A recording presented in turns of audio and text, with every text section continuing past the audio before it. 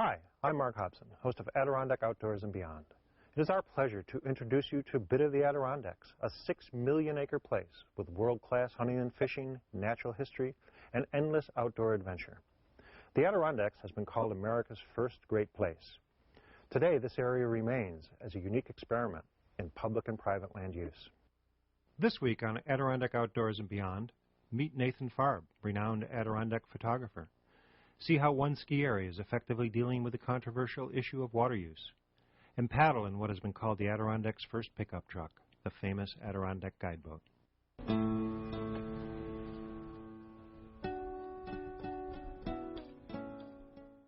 The story of the Adirondacks is tied to the water, and the Adirondack Guideboat is a key part of that history. In its early use, the Guideboat was for all practical purposes the first pickup truck of the Adirondacks. Haley Bond, author of Boats and Boating in the Adirondacks and curator of the Adirondack Museum in Blue Mountain Lake, New York, takes us through the museum's incredible collection of guideboats. Today, the Guideboat's legacy lives on as a highly prized, swift, recreational watercraft. Steve Kalbach, guideboat builder and co-founder of the Adirondack Guideboat Company, takes us for a paddle in a modern version of this boat. What seems to have happened in those very early years is the early settlers of the region took one look at the woods and decided the way to get around was on the water. So that's where the guideboat came from, because it needs to go through the water easily. And pointing on both ends is handy if you want to go reverse directions. And it's easier to build for these guys because it's the same on both ends. It comes from the bateau tradition, which is also double-ended. The big telling point is the construction, which is very much a white man's building method, which depends on metal fastenings and sawmills. But it grew up rather quickly, probably within one generation. Starting, the earliest mention we have of portable boats around here is in the 1820s. But within that one generation there becomes apparent to people who visit the region this wonderful, special type of very distinctive boat. The early builders had a difficult challenge here. They wanted to build a boat that was light enough to carry, but was as big as they could possibly get because they had to carry. It was their main means of transportation. It was certainly the easiest way of getting around. It's amazing what a terrific performing boat this is, and that it's been, by and large, a secret for all these years. To take it out into the great rest of the world and show them, I said, see what we've had here for 160 years that you never even knew about? The way the guideboat builders arrived at that was this very special construction method with the sawn frames and very thin planking that is very difficult and resulted in an expensive boat that was hard to build, but it's what they needed. Guideboats were used to haul just about everything people who were settlers in the Adirondacks or visiting the Adirondacks needed. Pails of milk from your cow, your children to go when you were going to visit. If you're taking things to market, if you lived along the shore of Long Lake and wanted to take things into town to sell, or you were bringing things back after somebody had carted things in that you had purchased, you could put those in. When they got their name as the guideboat and were used by the guides to take people camping, all the camping gear had to go in there.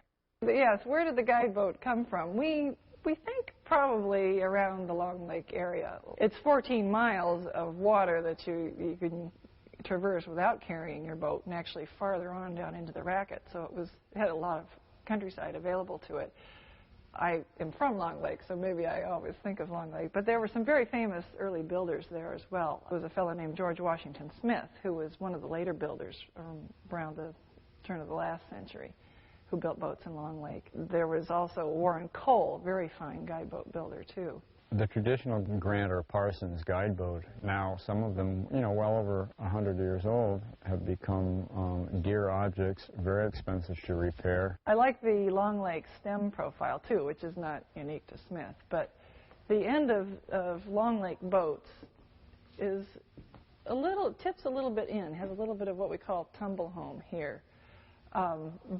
Most guideboats have that to a certain degree. The Grants and the Parsonses built symmetrical boats. There were some builders who built them what's called cod-headed, a little bit wider forward of center than aft. That was something that was a theory in current naval architecture, I guess still is, that it makes the boat go through the water better because the water kind of squirts around behind it and pushes it forward. If you have a symmetrical boat, it's easier to build, and you only need a quarter of the patterns for the boat. Otherwise, you need different patterns fore and aft. Guideboat paddles very often have a fancy grip to them. And I think that had to do partly with the fact that they were very much often meant for the sport, or which is what the guides and the locals called the sportsman, or the city man, as they call them. Or probably the most common use is for the sport to steer with, which makes it nice for the guide because he doesn't have to turn around all the way. The problem is if the sport doesn't know what he's doing, it can be a lot more bother than otherwise. But guideboat paddles, I think, can be distinguished from canoe paddles because they're quite long, which has to do with their steering function. And they tend to have a very narrow blade as well. That paddle you have in your hand there is a particularly elegant example of a sports paddle. This one has a great story, too. This belonged to William Henry Harrison Murray, better known as Adirondack Murray, the guy who wrote the Adventures in the Wilderness. Yeah, and the stone in the grip is a cairngorm, Scottish type of stone, that yellow thing. They say that a standard guideboat from 15 to 17 feet long weighed 50 to 70 pounds with all of its accessories, which included this yoke here. This is how these boats were carried. You would put it in the yoke cleats here, this long piece with a socket, and pick the boat up and put it on your shoulders. The boats also have removable seats. Obviously, you need to take the center seat out to carry the boat. So it gets tied in or carried by the sport. The seats are typically caned for light weight. And then the oars have these pins in them that fit into the strap. And this is what I meant. This demonstrates how you can't feather them. You can't turn the oar to keep out of the wind, but you can let it go and it stays there, which is handy if your sport needs to help landing its fish, or you need to hang over the side and grab that deer that you just clobbered. There are great stories that can kind of turn your stomach about sports who got buck fever or somehow missed the deer, and the guide had to club them over the head with the butt of the rifle or the end of the oar.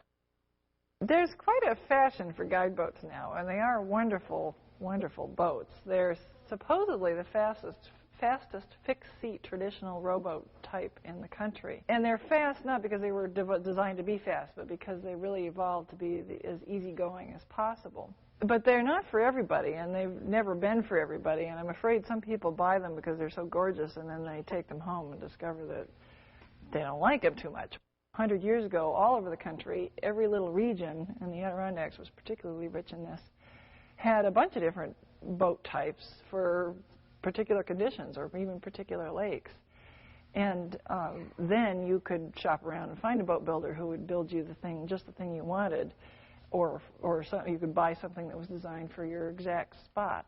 Nowadays, you don't have so much choice. It's almost like the hull is what we attach our art to, you know, and that's what we're finding is selling the boats. People are just, I think, somewhat relieved and gratified to find somebody still doing some nice woodworking on these boats. The early boat builders, as they began, were able to build these boats through the invention of screw-making and tack-making machines. And without those little screws and little tacks, this boat would not have evolved in the way that it did. And we maintain a weight and a look, every bit the same ambiance as the traditional guideboats did. And that's important to us. And I think that's what sells the boats. People come to the boat filled with stories about their grandfathers. Really, selling these boats is like sitting there being a storyteller. The pickup truck of the Adirondacks is what this boat is often called, which is an apt analogy, not only because it carried a lot of stuff, but also it was used by all sorts of backwoods folks. Production of Adirondack Outdoors and Beyond is made possible in part by the New York Council and Lake Champlain chapter of Trout Unlimited, formed to conserve, protect, and restore the trout and salmon fisheries and their watersheds in the state of New York, today and for future generations.